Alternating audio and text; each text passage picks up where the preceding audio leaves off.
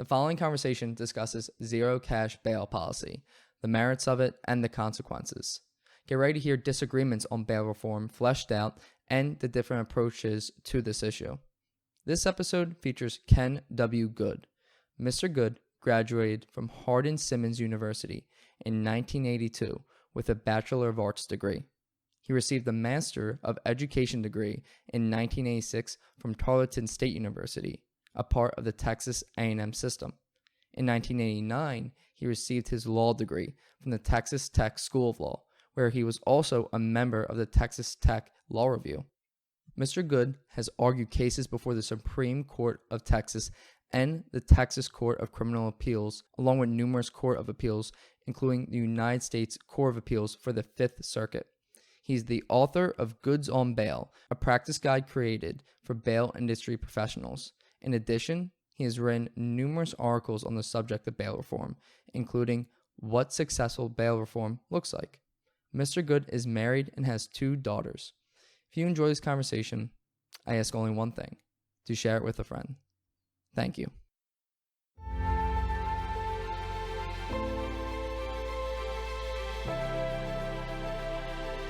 Thanks for coming on the show, Ken. Really happy to have you here today.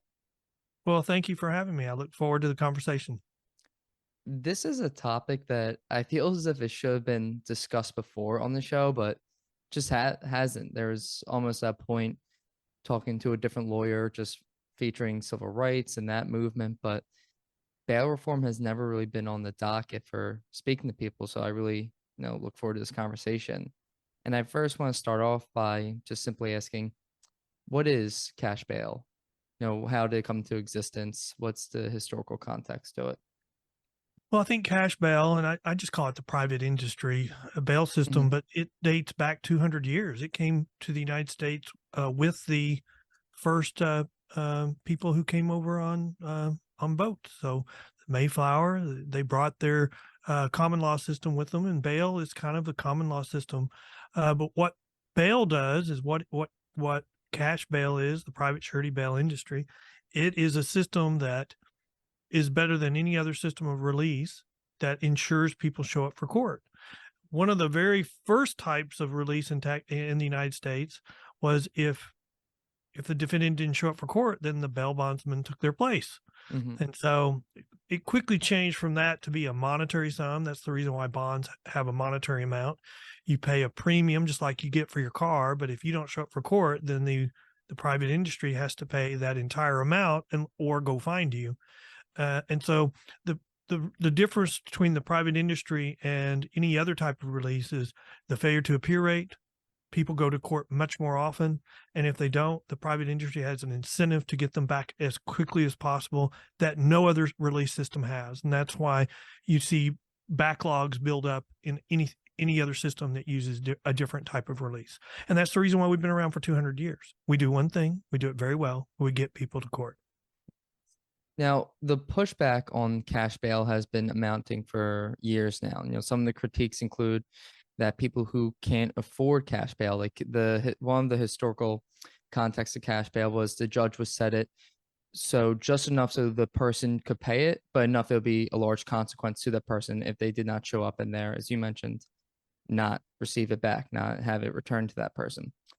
But now, this is being set, even say $500 or $1,000, families of lower socioeconomic communities may not be able to afford that, which could lead to them losing their jobs. They have not the best lawyers. They can't afford a better lawyer because they just lost their job. They can't pay rent. They lose their house. They lose their kids. Child welfare officers take the kids. So would you say those are some of the fair critiques of the system, or how do you look at those critiques, or what do you see as alternatives? I think those critiques are unfair. And let me tell you why. I don't believe any first-time offender is stuck in jail. I think that's very clear as a result of bail reform, the discussions that we've been having the last few years. And what we've discovered is if you're in jail and you have a criminal history, well, then you're not in jail because you can't afford bail. You're in jail because you have a criminal history. And then I would say that, we have this issue about, we can't afford bail, and we have this I think this is a false narrative because we tie the hands of judges in the interest of, hey, we need to protect the poor. We tie the hands of judges, and then judges cannot address gangs, career criminals, or organized crime. And so I think it is a false narrative. If you go all the way to California where this thing started, Mm-hmm. the argument was not really poor people were stuck in jail. It's our jails are overcrowded, and the courts were ordering them to be uh, thousands of them to be released because they couldn't provide adequate medical care. That's the way it started in California, and so they started emptying their jails and their prisons with tens of thousands of people. And the U.S. Supreme Court, the dissenting opinion on that was like, you've got to expect trouble. You're releasing tens of thousands of convicted criminals. And I would say now, looking back at that, they were speaking, they were predicting the future. Mm-hmm.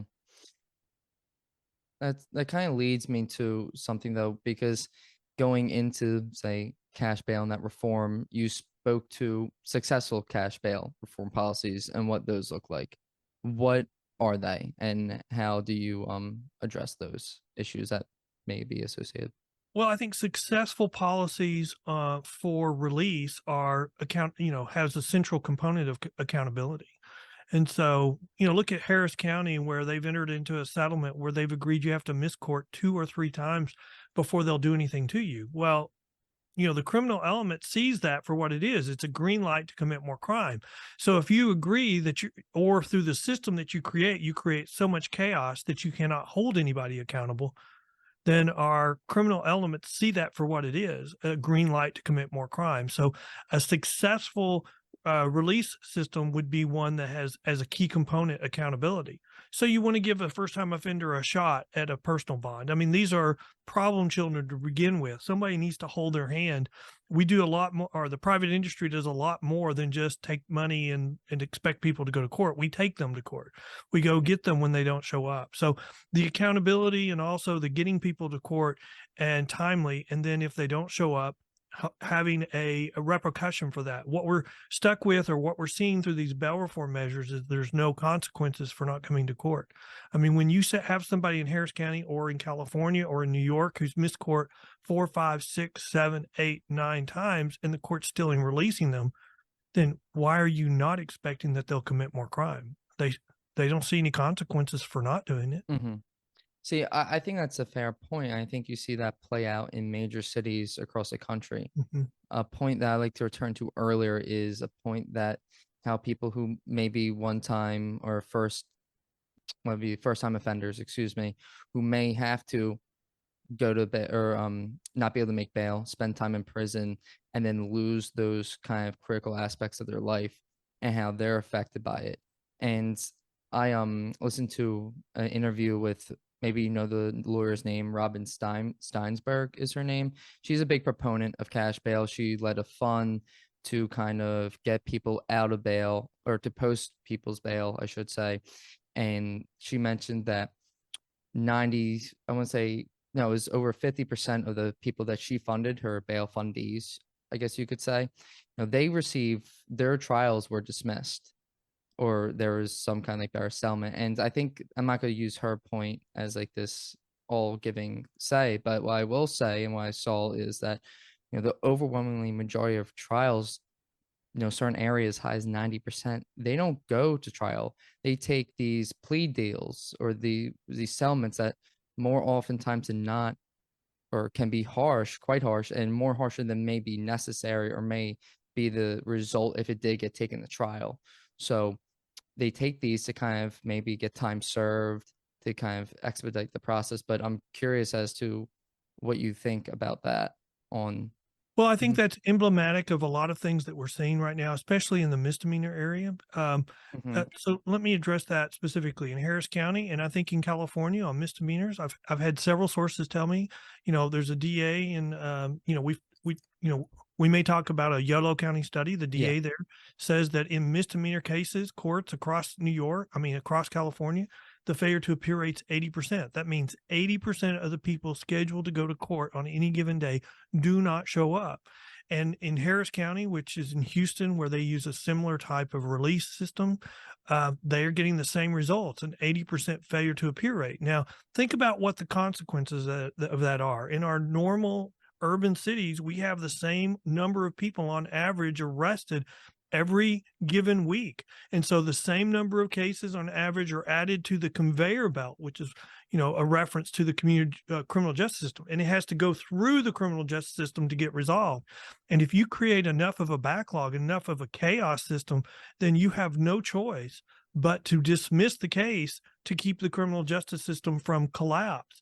And so that's what you're seeing. I did a review of a report for last August for the month of August in Harris County to see all the different misdemeanor cases and how they were disposed for the month. Over 90% were dismissed.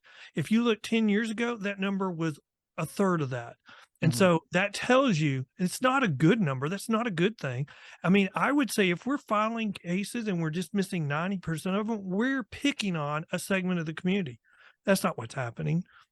They've got a criminal justice system that's collapsing. They can't hold people accountable. So as a result, they're dismissing the cases. Hmm. And that's leading to more crime because people see that for what it is. Well, they didn't do anything to me this time.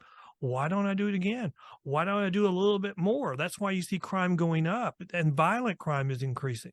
The low Yolo Yeah. County DA did a report where he compared simple release, people Hmm. released on no bond, and people released on surety bail, the private industry bail. And he found that people released on no bond without consequences, without accountability, had a 200% greater risk of committing violent offenses in the future for the next 4 years or for the next 2 years. That's a terrible number. I mean, let's do the opposite. You can decrease your chances of a violent crime happening to almost 200% for an individual by changing the type of release they have. Who wouldn't do that in a heartbeat? But that's where we find ourselves right now. Yeah, I think what you say is true. Like, I mean, I reviewed that study. It was actually well covered too across the board from all these different media outlets. So, and they it was Yeah, it was. also, It was very mhm, well covered. and it was also kind of in supplement of a study previously launched in August of 2022, where critics say there was no baseline, so no control group. Like there was, so they couldn't be like, oh, well, what was the baseline, right? So this study was kind of done as a result of those critics saying those critiques. But my point being here is I think the points you make are true, and you can see them in major cities, and you hear about uptick in crime. You see brazen crime, especially on the rise, Yeah. and then with thefts, like it's people won't be charged. I think in California, it's like under $950, which is a lot of money. But I think there's also a point to why this cash bail came to be. Like, I don't think the people on the other side pulling this, at least not most of them, are these bad faith actors. I think they see kind of a broken criminal justice system in certain regards, not every single way, but certain regards, and they're trying to maybe reform it to protect the person who really just got put in that rough situation and the system screwing them over and it's going to destroy their livelihood. And they've seen that over and over again. And maybe they do these things without realizing the full cost. It's like, not saying what this is hell, but hell is paved with good intentions. And I'm not Well, saying that, you know what? yeah. What I think people fail to Oh, good. realize is that 50% of murder victims in the United States are young black males. Mm-hmm. And so predominantly the people that are killing them are also young black males. Before this uptick in crime, when crime was going down, we had reduced crime sufficiently that we had increased the life expectancy of young black males by a year or two. I mean, that's the equivalent of solving obesity for these people. I mean, that's a real number. And we've now done a complete backtrack. And the reason why we've done a backtrack is we've been sold a bill of goods that we're mistreating criminals or the defendants, and we're completely ignoring that the victims of the crimes is the same demographic. Hmm. No, that's a fair point. I think it's a nuanced topic. And I guess my only counter, if it would even be called the counter, is I think there's a point as to why these policies are being put forward, and that is a system that does not serve justice 100% of the time. But your point is that these reform policies are not working. They're actually counterproductive. They're leading to more crime occurring. To cite the Yolo County study, there was a lot of key findings. I have a couple other ones here. You mentioned the 200% recidivism rate, and Mm. it's also that those same individuals were rearrested 160% for 163% more crimes than individuals released on regular bail. And those crimes, I believe, like of those people, like this might be the August 2022 study, so I don't want to conflict the two studies, but regardless, some of these crimes included murder, kidnapping, sexual assault. So these are some pretty serious things. So with that, like do you see the other, like the proponents of cash bail, maybe where they're coming from, or do you think this is kind of a perfect No, system? I don't see where they're coming from, because I think that they're kind of have created a box and put themselves in it. Because Okay. if you the way I look at it, Hmm. if you go back, 5 or 6 election cycles, you can see where 6 months before the election, something happened, and so suddenly we were blowing it out of proportion. We were having protests, and we were saying, one party was saying to one demographic, "You're being mistreated, and you need to come out and vote, and you need to get angry, and because we need to correct this." Well, okay, they came out to vote, and then after the election, everything went back to status quo. And then over time, that demographic started supporting what I would call the true believers, because they kept being told his problem and nobody was fixing it. And so we started having true believers elected. And then we have like California, who the federal courts order them to release up to 40,000 convicted criminals because they won't build a new jail or build more prisons. And I think we've now just seen that escalate. All we're doing is looking for ways to not put people in prison. We're not addressing whether they need to be in prison. We're not addressing Hmm. whether someone who's in prison has now become a productive citizen or would become one. We're just doing across the board decisions. We're not looking at anything about public safety anymore. It's all about dollars and cents.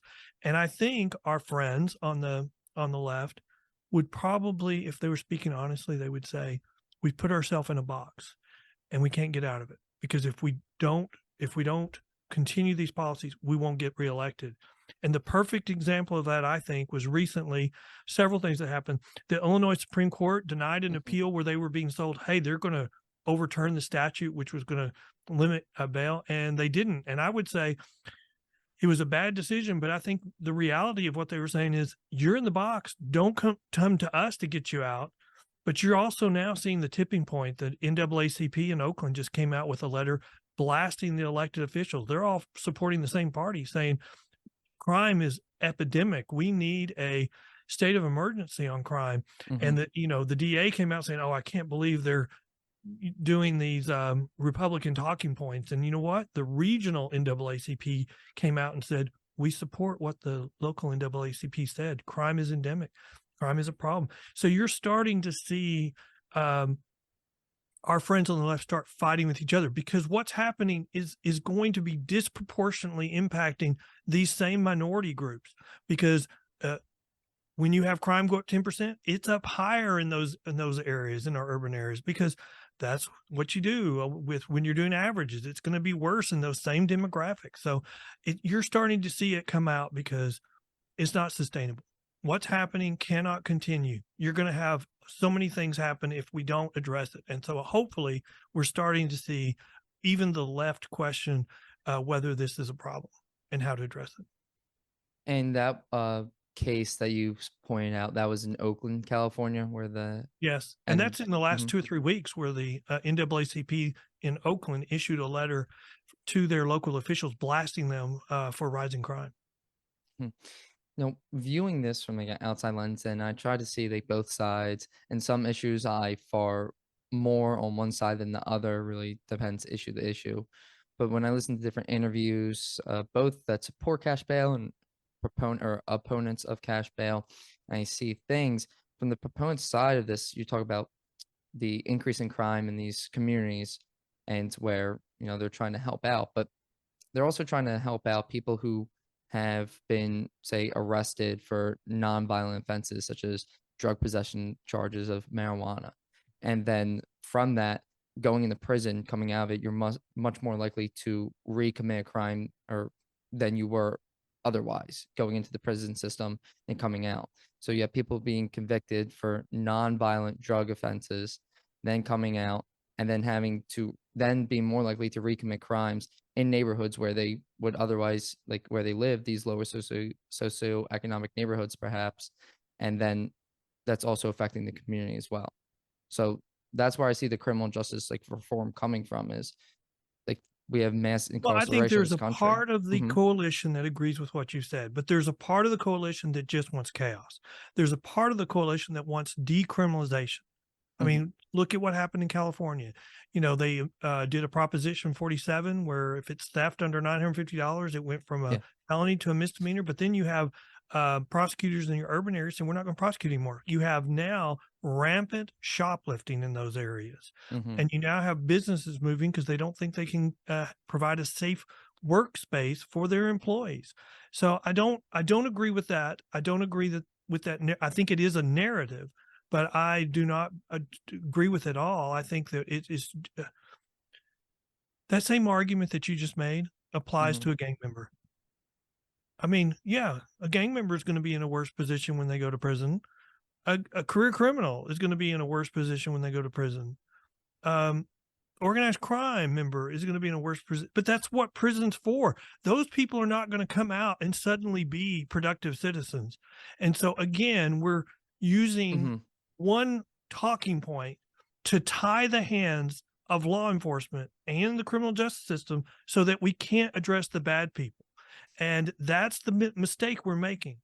And the reason why it's a mistake is, I did a podcast with a social scientist who looked at this issue about are poor people really stuck in jail? And he said no. His conclusion of his study was the number one factor that affects people's languishing in jail is their criminal history. And you can also look at these charitable bail funds.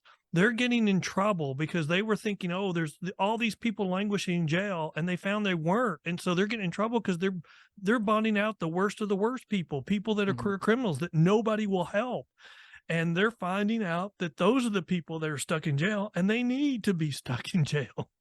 No, I see what you're saying, like, and with your point with gang affiliate members, people who commit crimes of a certain degree, they come out and they're not productive members of society immediately, which I think is kind of an issue of itself. But regardless, I'm more so speaking to, and maybe some people are speaking this as well. I actually know they are people who are saying this. That's people who are they do have a full-time job. They're not bad people. They do have, say, functional relationships and they're a productive member of society. But maybe they also smoke weed and there's certain places in the country where that's still criminalized and they get caught with that, they get arrested, they have to go bail, or I mean they go to court and they get posted bail, they can't afford that bail, now they're in the prison system, now their life is turned upside down, they lose that job, they can't gain employment, all because of a simple drug possession charge at that. Like those people exist. I'm not speaking the fantasy here, and I don't think that dismisses or goes against anything you say about the chaos that's occurring. I don't think that's an argument. What I put forward is, oh, therefore we should have these not prosecuting approaches to theft, or we're not going to prosecute if there's under theft under $950. Not what I'm saying at all. What I'm saying is the people that on the other side, I think they have a certain point where communities and certain people are being hurt by policies that shouldn't maybe be there to begin with, and maybe maybe they're prosecuting it wrongly, as you're pointing to, it sounds like it, but simultaneously I kind of see where they're maybe approaching it. I don't. Okay, so let's make a couple points here. First of Okay. all, I don't believe in our urban areas they have time to prosecute small amounts of marijuana. I know in Harris County they don't. They give you a ticket, and as long as you Hmm. do a some type of program, you don't have to complete it. You just sign up for it. Your case gets dismissed. So I don't believe that that is happening in our urban areas because they would say we don't have time for that. They're not prosecuting misdemeanors, so why would they be prosecuting marijuana? Now I will also say maybe we need to have a discussion in our country about what is a crime, and maybe that should be one of the things we reevaluate. But this isn't a policy. This is a statute in each state makes its own mind about Hmm. whether something is a crime. And so this is not a policy. This is a statute that has decided something is a crime. And then the last point I would make is let's just change this. Let's go to Portland. In Portland, they've decriminalized all heavy drugs. And they said, oh, the money that we're going to save here, we're going to put into programs and we're going to save a lot of people. Well, what's happened is the exact opposite. Nobody's getting saved. 0.01% in a given month will take the opportunity to go to treatment. And they're having record numbers of overdoses every month. So, I mean, we're just doing a green light to kill yourself. And it's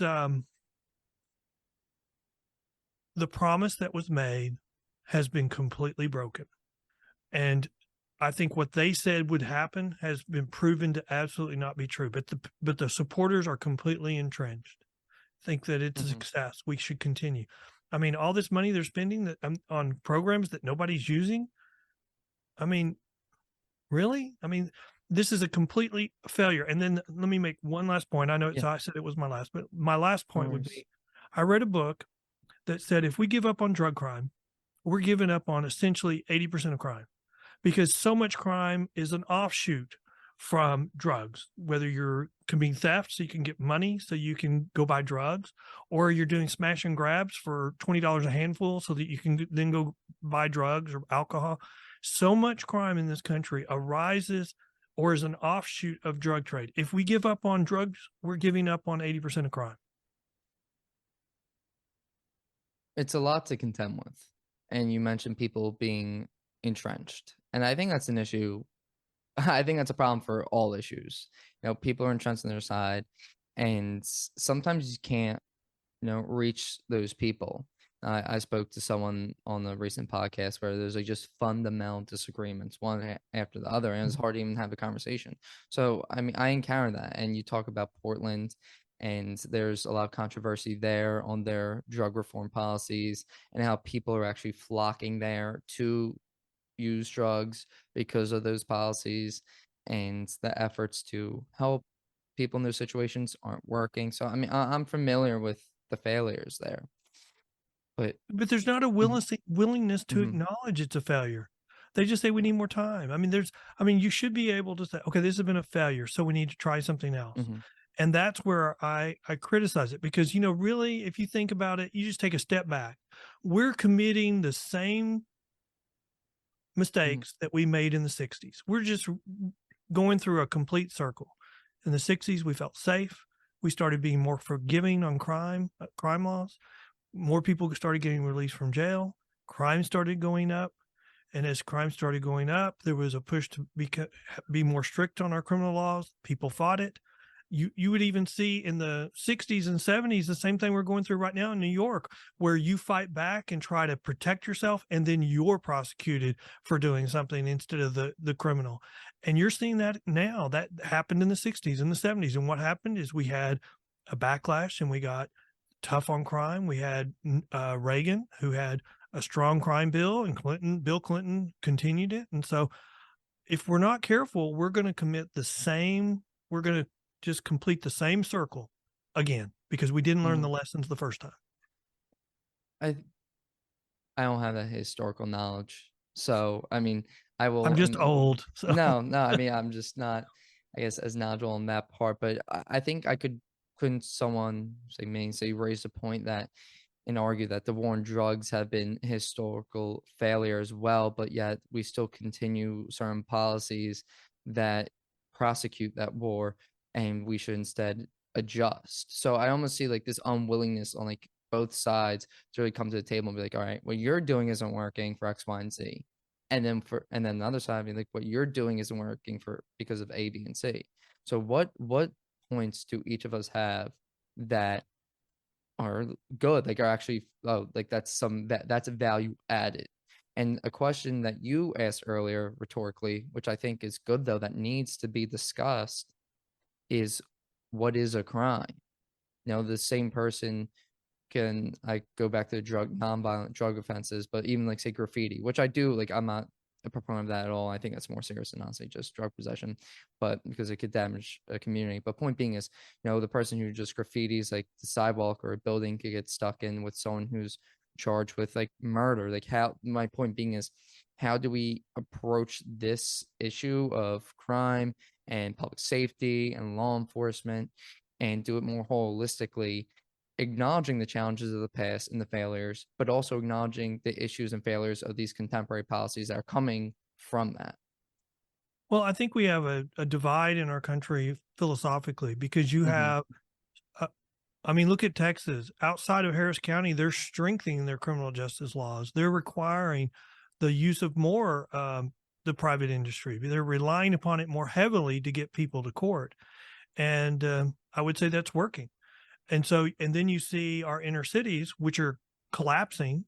Businesses are running from them. Their tax base is crumbling. I mean, look at San Francisco. Its Hmm. commercial occupancy rate is 30%. I mean, those buildings, the owners of those buildings will be defaulting in the next 5 years if something does not change. Then what happens to our big cities, our urban cities? And so these are things that nobody has thought of. And when we talk about how well that we've been unfair in the past, I disagree with that. When we were feeling very safe at this before all this bail reform and criminal justice reform, there was a reason for that. We were putting criminals, we were putting bad guys in jail, and so it was having an impact. And through those systems, we had the hammer.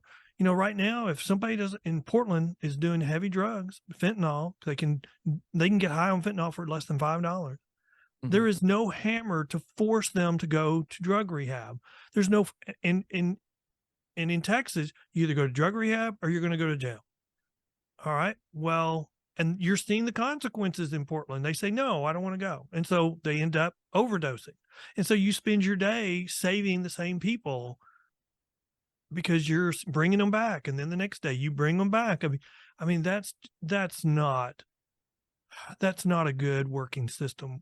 And it's not creating, it's making public safety worse. There's some philosophies that talk about public safety. You know, the whole basis for uh, communities coming together is public safety. And if we don't have public safety, then we're going to have a breakdown of society. And you know, kind of go back to the old west where it's going to be vigilante justice. And you already see that at times where you have the public reacting and we have protests that sometimes get violent. That's already happening right now. And until we get a handle as a community on these issues and we decide to protect society, protect our tax base, protect our community, it's going to continue to get worse. And I just disagree with the narrative that all any of these changes have been good because of some history and they've had a positive impact on our urban cities. They've done nothing but make the same minority communities worse off today than they were before these discussions even started. Hmm. Now, you've written articles before, numerous articles, but one specifically titled "What Successful Bail Reform Looks Like." Sure. Can you speak to that? Sure. Well, you know, I think what successful bail reform looks like is something that is kind of a lot like what Texas has based their changes on. We limit the use of simple release for violent offenses, and so that they either get out through uh, some type of system that has supervision. We need supervision. We need people to get to court. And I think another part of successful bail reform is having a quick resolution of your criminal case, have consequences for someone found guilty. Because, you know, we've always heard that time is not the friend of victims because memories fade, or worse, you know, if you go to court 10 times for your criminal case and you're the victim and 10 times it gets put off, well, then you kind of get discouraged. Why go back? And then the first time when you don't go, they're going to dismiss the case. And so it has, and then, you know, like we mentioned earlier, it has to have an element of accountability.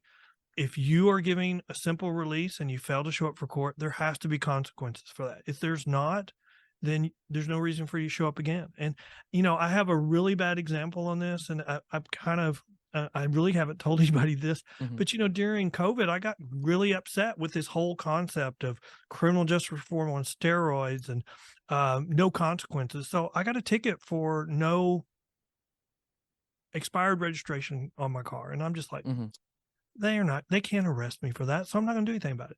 So 6 months later, I got another ticket for an expired registration. And so this time I'm like, I'll show them. So I just took the sticker off my car. I'm like, they're not going to arrest me. And so a year later, I get stopped for no registration, expired. Hmm. And then by then, they had suspended my driver's license. And so, I'm kind of the opinion that our criminal laws are really just written for law-abiding citizens, not for the criminal element. Because at that point, I was going to have to tell my wife, Hmm. or I was going to have to fix it. And I decided to go fix it, and it cost me thousands of dollars to fix it, which it probably should have. But I also had to make a deal with the court, because if they had, I just said, I just want to pay this ticket. Well, if I paid a ticket for suspended driver's license, they would immediately suspend my driver's license again. And so it took a lot of time and energy. And, I don't believe the criminal elements would spend any time doing that. They don't care. And Hmm. so I think the system is kind of made for us to be law abiding citizens, and the consequences are put on law abiding citizens. And so I think that the problem we have right now is we have no accountability, and we have this almost this city within the city in our urban areas of law violators. And we have a small group of people committing most of the crime, Hmm. and we're not doing anything to it. And we're not doing it in the name of what you said. Well, their families, and we're going to disrupt their lives. No, this is how they make their living. And we're, in the name of justice, we're tying our hands so that we can't address the people in the crime city. Yeah, I think that kind of speaks my point too, though, because this is demonstrably true what you said. That at least with shoplifting, you've seen this, that like it's a small group of people who account for the plurality, if not majority, of these like certain types of crimes. But by that same token, we also have mass incarceration rates that are unlike any other country. So that's, I guess, my point. Like, do we really think now that all these people, like, it's almost a contradiction? That's like, yeah, No, it's not. It's not. And I'll it's tell you not. why. Where does the world send their drugs? The world sends their Yeah. drugs to the United States. Hmm. So of course we're going to have a disproportionate number of crime. And so, yeah, we've got a lot of people in jail, but what's happened in our inner cities? Families have failed, schools have failed them. They have drugs are rampant there. They have no job opportunities, which has been Hmm. made worse over the last couple of years because we've had riots that have burned down businesses that haven't come back. We have shoplifting that's closed down businesses. We have businesses that don't feel safe, and so that's created more and more unemployment or no economic opportunity in those areas.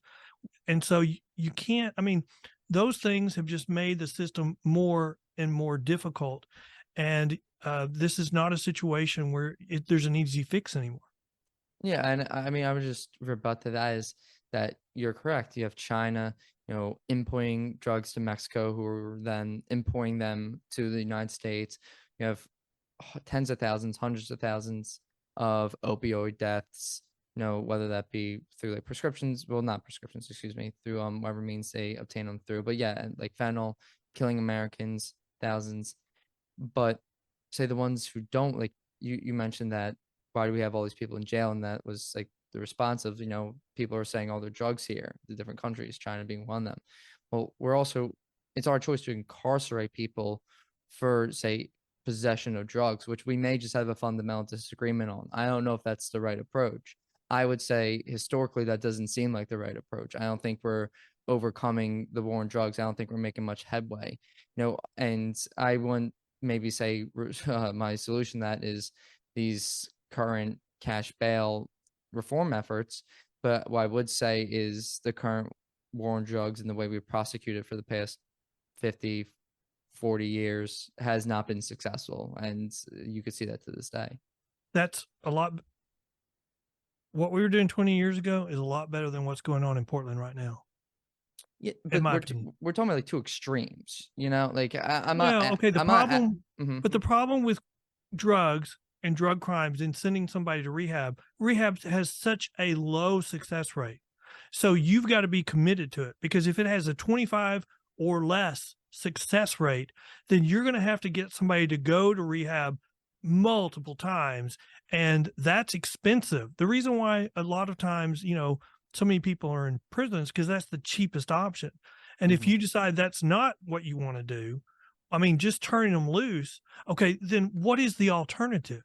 I Yeah, mean, if you I have can nothing answer. to force somebody to go to drug rehab and they have the ability to say no, that's not an alternative. And I so you say mhm, you have an answer for that. Tell me. I'd love to know it. yeah. You could Mhm. become a billionaire if you could answer that question. Well, I think countries have demonstrated this. Portugal being first and foremost, I think is quite interesting. One, they don't prosecute people for, say, drug possession unless it's out in the open, such as Portland. So that kind of counters that obnoxious, flagrant use, drug use. And what they do is, so say someone's down the street, you know, laying a blunt, injecting himself with whatever substance that may be, you're either presented with two options: rehab or jail or prison. And that's incentive because you're right. Like if people don't have to show up to rehab or don't have to put the effort in, then maybe they won't. But the alternative is 5 years in jail. And it's like, maybe I should take this serious because that But that's is. the same thing I've Mhm, been saying, and that's I would mhm, argue that's what our criminal justice system did 20 years ago, and has until this most recent criminal mhm. justice reform. That's what we were doing, and so it looks like to me what you're proposing is a step back to what we were doing. Maybe I just wasn't aware. I mean, to my knowledge, I wasn't really maybe mainstream or widespread giving people the option to go rehab. But maybe the difference is that rehab wasn't subsidized because maybe it has to take more of a state funding to make sure people can, because if someone can't afford the rehab or their family can't afford it, then you're really just catering a certain class. So maybe that was the Well, I mean, difference. okay, Hmm. to me, I just go back to what I told my daughter when she was in high Hmm. school. She's like, "This isn't fair." I'm like, "Life's not fair." I mean, we've got to find something that works for society. Um, we can't cripple society out of fairness. I mean, there was a News Nation did a town hall meeting with some of the mayors of our inner cities in the last 3 weeks, and one of those mayors came up and said, "I am not a supporter," and she's black. And I'm not a Hmm. supporter of defund the police, and I'm not a supporter of bail reform because without accountability, no one will show up for court. You have no alternative to the cash bail system that works anywhere near as well. And so, until you have an alternative, then you can't do that. That's not an alternative. And that's the same thing I'm saying with what Hmm. you're saying about drugs. Until you have an alternative that's anywhere near as successful as what we should be doing and what we have been doing in the past, it's not an alternative. What Portland's doing is not an alternative. Yeah, I would agree with that. And I would just go back to what I mentioned, maybe what probably Portugal offers in other countries. And I mean, I say the thing about like the class because if you're offering this and you said this was offered in the past, but like, oh, you have to pay for the rehab, like that's coming out of your pocketbook. Like I understand the pushback to that, but basically what you're saying is if you're of a certain class, you cannot go to jail. But if you're of another class, a lower class, you're going to go to jail because obviously you can't afford months of rehab. And my alternative would be why don't the government, in some capacity, depending on the, well, at least a test of it somewhere, I think is worth it. Offering the two, being like, you can go rehab that you don't have to pay for. But if you mess up, if you don't get appointments, if you're, say, any kind of behavioral issues, then you're gonna end up in jail. You know, like if you're gonna like try like escape or break out or do X, Y, and Z, then you're gonna end up in jail. And I think that's part of the solution. And let me give you a quick like anecdotal experiment, like that I've heard before, which is not anecdotal, but experiment that was operated before with rats. And it was, they put these scientists, these researchers tied a string to the ends of a rat's tail, and then they waved the smell of cheese in in front of it, and then depending on they measured the resistance on that, say, tie on as a indicative kind of representing how much the rat wants to cheese. And then in a separate experiment, they did that same thing, only they now added in the odor of a cat behind it. And you saw more resistance pulling forward. And I think that's kind of like the thing with like possibly just life in general is you have that positive incentive to kind of rebuild your life, not get screwed up from this mess up that you have. And then simultaneously, you have the alternative, that negative alternative. If you don't do this, then you're going to end up in jail. You're going to really ruin your life. I think that is a much more, say, holistic approach to things. I'm not saying it's going to be easy. And when I hear policy solutions and when I hear things that just cite two extremes, I just come back to the saying, or not the saying, but my point thing is that Maybe we just need better minds on the problem. Maybe we just need better minds solving the solution. Well, let me take your solution and propose a compromise to it. Mm-hmm. Because we have to overlay on that there's only a 25 or less percent success rate when somebody goes to rehab. And so what I would say is we give them a choice: go to jail or go to rehab. Mm-hmm. 75% or more the first time are going to screw up. So under your proposal, then you would then send those people to prison, and it would be a waste of money on them for the 75%. Mm-hmm. And so what you have to play on that is you have to send them to prison for a period of time, a month, 2 months, 6 months, a year, and then bring them back, offer them the same compromise: go to rehab, go back to prison. And then if they screw up again, they have to stay longer. It's all about accountability. What do they hate more Mm-hmm. than not going to rehab? What do they hate more? The problem we have right now in multiple places in our country is you go to rehab, but there's no consequences if you're not successful. There's no consequences if you fail. And then they just send you back to another place. But your criminal case doesn't go forward. That's not helping families. I have a personal experience, talk about personal experience. In 1989, in October, I have a sister who had a car accident. She broke every bone in her face. You could stick your finger through her mouth, out her eye socket. And so she started a 30-year addiction to prescription drugs. And, 1989. In 1989, I was a poor lawyer. I'd just taken the bar exam. I didn't find out I passed the bar exam till the next month. And so at that time, the poor family's drug rehab was prison. And so I spent several years trying to get her in jail, get her where she could be helped and made stable. And so I would argue that one of the ramifications of the bail reform system in our urban areas, or the push, is that we're now taking away the poor man's option for drug rehab. I mean, I Mm-hmm. think we're making it where, if they're getting arrested, they're high on drugs, they're getting released within hours. We're not helping them. We're Mm-hmm. not helping them at all. We're not helping their families. And those families are going to abandon them and abandon them quickly. My sister, I could not get her arrested because even though she had a brain injury, she still was pretty smart. It wasn't until the end of her life, when her brain injury progressed, that I was able to get control over her, became her guardian, got her in an assisted living facility where they managed her 10 medications that she took a day. And the end of her life was probably some of the best parts of her life for the last 30 years.